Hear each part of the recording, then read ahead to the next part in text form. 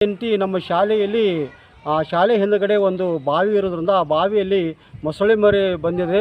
ಯಾವ ಹೊತ್ತಿನಲ್ಲಿ ಅದು ಶಾಲೆ ಗುರುನಲ್ಲಿ ಬಂದು ತಿರುಗಾಡಿ ಹೋಗ್ತದೆ. ರಾತ್ರಿ ವೇಳೆಯಲ್ಲಿ ಹಗಲತ್ತಿನಲ್ಲಿ ಸಾಕಷ್ಟು ಮಕ್ಕಳು ಇರ್ತವೆ, ಮಕ್ಕಳು ತೊಂದರೆ ಆಗ್ತದೆ. ಆದ ಕಾರಣ ಅರಣ್ಯ ಇಲಾಖೆದವರು ಆದಷ್ಟು ಬೇಗನೆ ಬಂದು ನಮ್ಮ ಈ ಒಂದು ಸಂಕಷ್ಟದಿಂದ ಪಾರು ಮಾಡಬೇಕೆಂದು ತಮ್ಮಲ್ಲಿ ವಿನಂತಿಪೂರ್ವಕವಾಗಿ ಕೇಳ್ಕೊಳ್ತೇನೆ. ತೊಂದರೆ ಆಗ್ತದೆ ರೀ, ನಾವು ತೊಂದರೆ ಆಗ್ತದೆ. ಮೊಸಳೆಗಳು ಬಂದ ನಂತರ ವಿದ್ಯಾರ್ಥಿಗಳೆಲ್ಲ ಕಿಟಕಿಯಾಗಿ ಹಾಸಿ ಮೊಸಳೆ ಅಂತ ನಡ್ಕೋತ ನಿಂತು ಬಿಡ್ತಾರೆ. ನಮ್ಗೆ ಅಭ್ಯಾಸಕ್ಕೆ ತೊಂದರೆ ಆಗಿತ್ತು ನಮಗೆ ಕೂಡ ರೀ.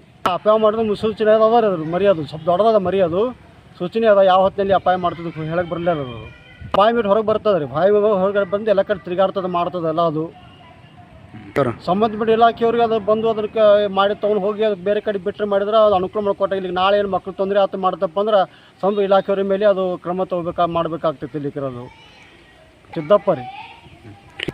ಹೋದ ವರ್ಷನೂ ಕೂಡ ಇದೇ ರೀತಿ ಆಗಿತ್ತು. ಈ ಹೋದ ವರ್ಷ ಕೂಡ ಇದೇ ರೀತಿ ಮೊಸಳೆ ಬಂದಾಗ ಮಾಡಿದಾಗ ಆಲಮಟ್ಟಿಯಿಂದ ಅರಣ್ಯ ಇಲಾಖೆದವರು, ಆಮೇಲೆ ಕೋಲಾರ ಸ್ಥಳೀಯ ಪೊಲೀಸ್ ಸ್ಟೇಷನ್ PSR ಅವರು ಎಲ್ಲರೂ ಬಂದಾಗ ಅದು ಮೊಸಳೆ ಹೊತ್ತಿನಲ್ಲಿ ಕಾಣಲಿಲ್ಲ. ಹಿಡ್ಲಿಕ್ಕೆ ಮಾಡಿದ್ರು, ಅದು ವೇಟ್ ಮಾಡಿದ್ರು, ನೋಡಿದ್ರು ಅವರೆಲ್ಲ. ಅದೆಲ್ಲ ಅದು ಹೊತ್ತಿನಲ್ಲಿ ಅದು ಕಾಣಲಿಲ್ಲ. ಹೀಗಾಗಿ ಅವರು ವಾಪಸ್ ಹೋಗಿಬಿಟ್ಟಿದ್ರು. ಇವಾಗ ಮತ್ತೆ ಅದು ಮೊಸಳೆ ಮರಿ ಮತ್ತೆ ಬಂದಿದೆ. ಅದು ದಯವಿಟ್ಟು ಅರಣ್ಯ ಇಲಾಖೆ ಬಂದ ಕೇಸಿಂದ ಆದಷ್ಟು ನಮಗೆ ಸರಿ ಮಾಡಿ ಕೊಡಬೇಕೆಂದು ತಮ್ಮಲ್ಲಿ ಕೇಳ್ಕೊತೇನೆ. ಸಿದ್ದಪ್ಪ ರೀ, ಹಿರಿಯ ಪ್ರಾಥಮಿಕ ಶಾಲೆ ಕೊಲ್ಹಾರ, ಆ ಶಾಲೆಯ ಅಧ್ಯಕ್ಷರು ನಾವು.